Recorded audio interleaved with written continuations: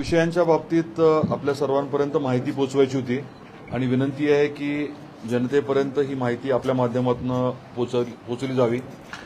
पहिला मुद्दा हा आहे की आई तुळजाभवानीचं मंदिर आणि परिसर याचा जो विकास आराखडा आहे आणि चालू असलेले जे कामं आहेत त्याचे दर आठवड्याला आपण आता म्हणजे पाठपुरावा तर चालूच आहे, परंतु त्याचा आढावा जो आहे कामाचा प्रोग्रेस वगैरे आपण घेतोय।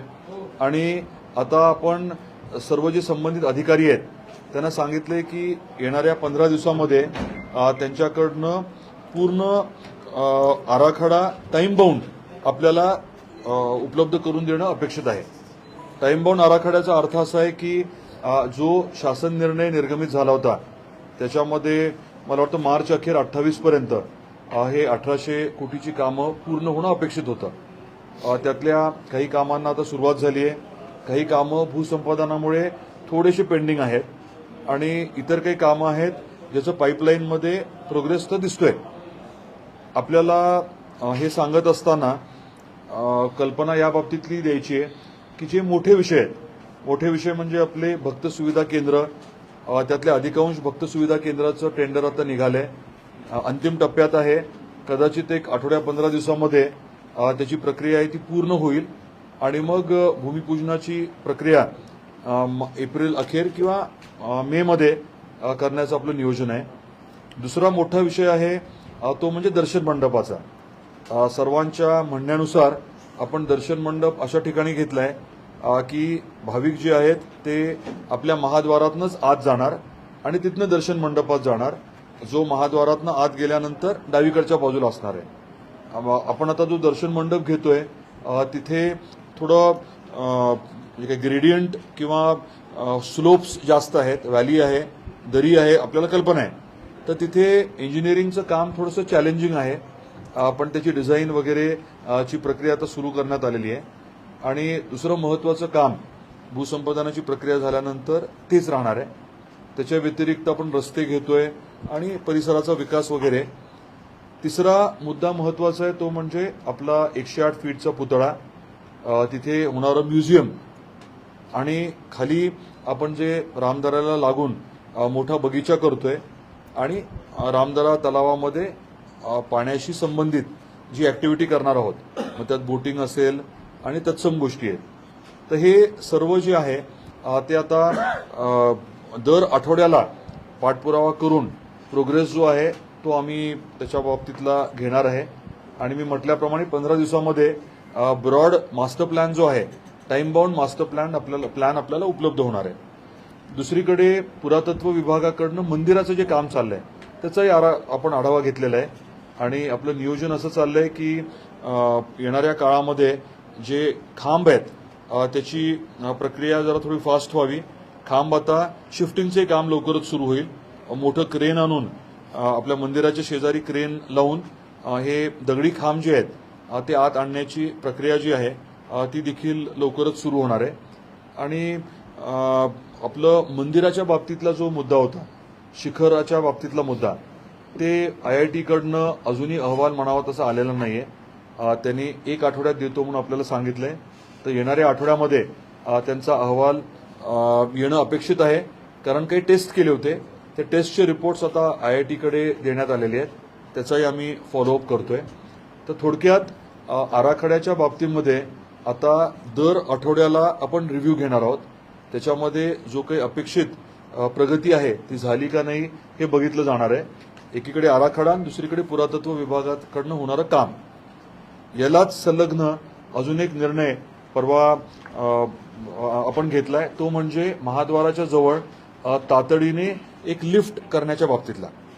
आपल्याला माहिती आहे की अनेक आपले भाविक असतात ज्यांची खूप इच्छा असते, तीव्र इच्छा असते, त्यांना आईच्या मंदिरापर्यंत पोहोचताना खूप त्रास होतो आणि काही जण जाऊच शकत नाहीत। त्यामुळे लिफ्टचं आपण कॉम्प्लेक्स करणार आहे, परंतु सध्या एक तरी मोठी लिफ्ट लवकर व्हावी याचा आराखडा पुढच्या 15 दिवसात तयार होईल।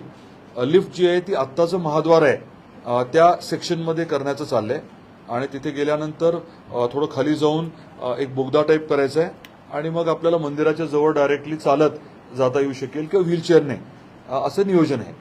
तर माझी वैयक्तिक अपेक्षा आहे की एक 6 महिने मॅक्झिमम 9 महिन्यामध्ये ही लिफ्ट तरी सुरू व्हावी. एवढं सगळं आपण करत असताना भाविकांची तातडीने ही सोय झाली तर अनेकांना मदत होणार आहे. तर तो विषय हाताळायचं ठरलंय.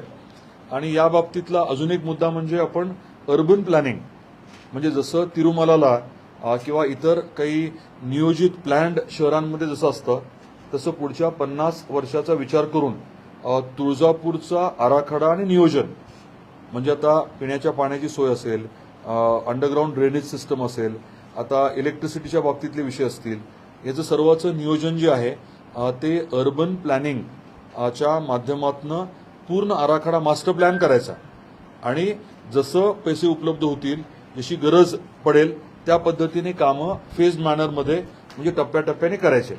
तर याचं देखील नियोजन आता आपण सुरू केलंय आणि येणाऱ्या महिन्याभरामध्ये अर्बन प्लॅनिंग जे आहे त्याचा कन्सल्टंट, म्हणजे त्याच्याबद्दल आपल्याला नेमकं पूर्ण हे प्लॅनिंग करून कुठली एजन्सी देणार तर ती एजन्सी ठरवण्याची प्रक्रिया देखील आपण हाती घेतोय.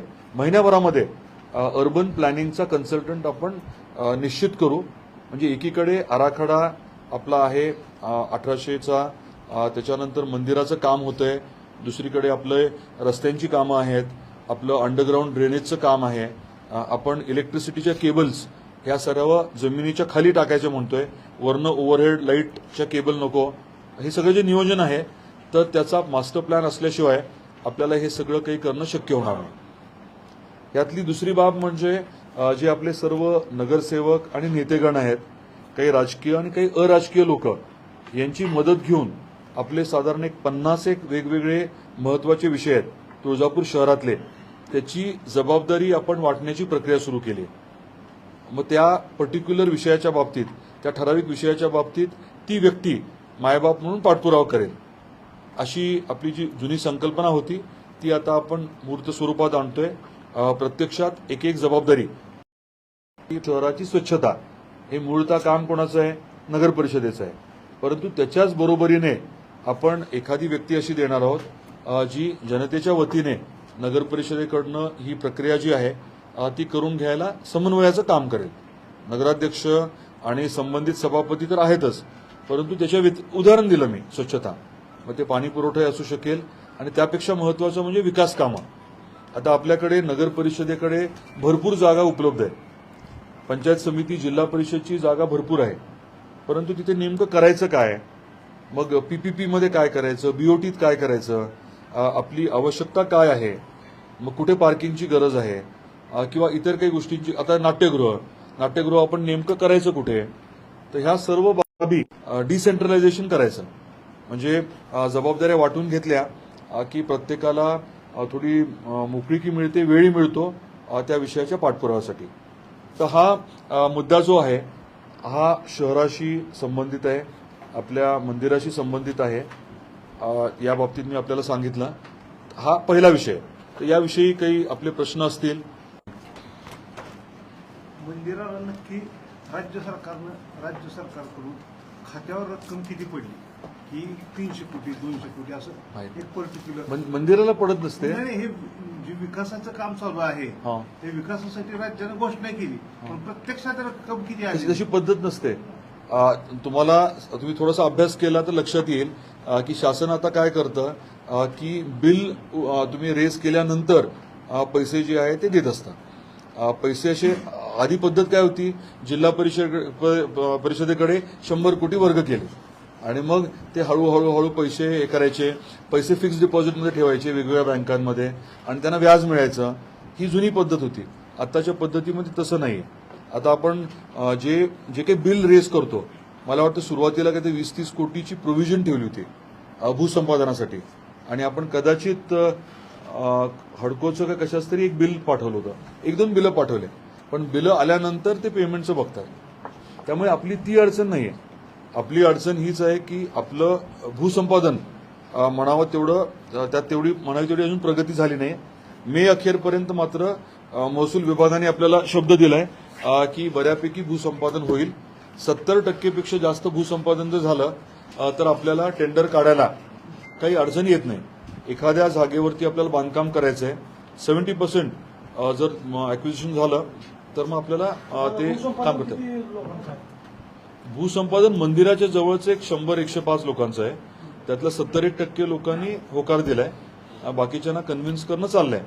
रेट बऱ्यापैकी व्यवस्थित दिला जातोय. नाही, मावेजा व्यवस्थित आहे बऱ्यापैकी. माझं मत आहे की त्या बारकाव्यात आत्ता नको जायचं. तुमच्याकडे एखादा प्रश्न जर आला कुणाचा तर मग समोरासमोर आपण चर्चा करू.